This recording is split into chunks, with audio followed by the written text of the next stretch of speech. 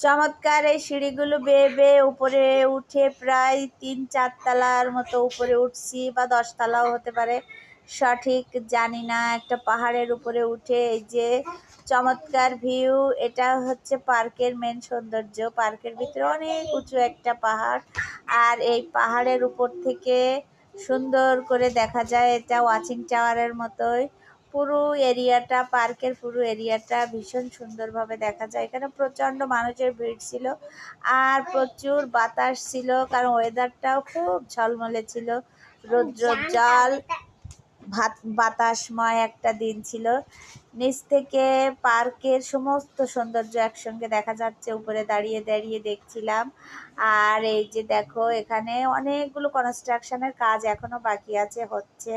হয়তো আগামী কিছুদিনের মধ্যে বা এই শীতকালের মধ্যে পার্কের চেহারাটা আরও সুন্দর হয়ে যাবে।